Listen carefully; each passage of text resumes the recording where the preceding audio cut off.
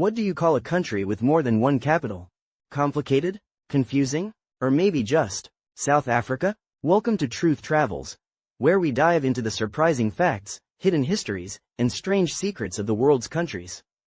Today, we're exploring South Africa, a country with a capital so complex, even locals sometimes scratch their heads.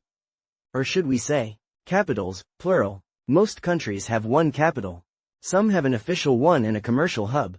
But South Africa has three official capitals. Pretoria, the executive capital, where the president lives and government ministries are based. Cape Town, the legislative capital, home of the parliament. Bloemfontein, the judicial capital, where the Supreme Court of Appeal resides. And to make things even more confusing, Johannesburg is the largest city and economic powerhouse, but it's not a capital at all. So how did this all happen? Let's rewind to the early 1900s. Before South Africa was one country, it was a patchwork of British colonies and Boer republics. In 1910, the Union of South Africa was formed, uniting these four regions. But each area had power, pride, and its own capital. To avoid a political fallout, a compromise was made. Pretoria would be the executive capital. Cape Town would keep the parliament.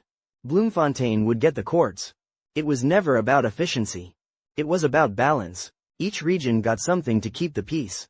Fast forward to today. This three-capital system is still in place. But it comes with real-world headaches. Parliament sits in Cape Town. But the president lives in Pretoria.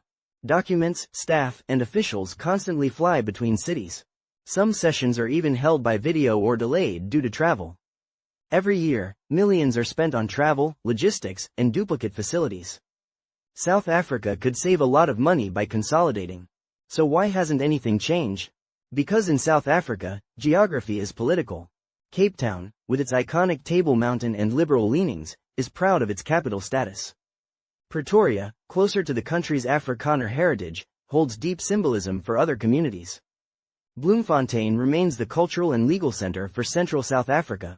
Changing the capital would mean choosing one city over the others, and potentially reopening old wounds from apartheid and colonialism.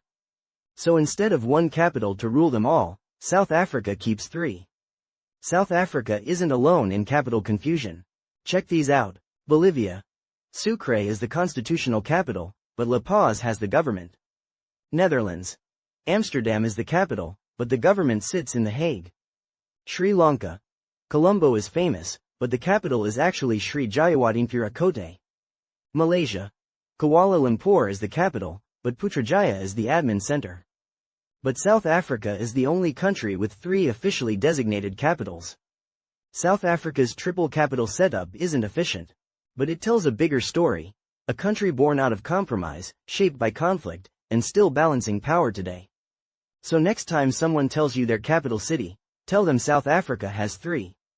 And ask, would you trade simplicity for symbolism? Leave your thoughts in the comments. And if you enjoyed this trip through political geography, don't forget to like, subscribe, and join us next time on Truth Travels.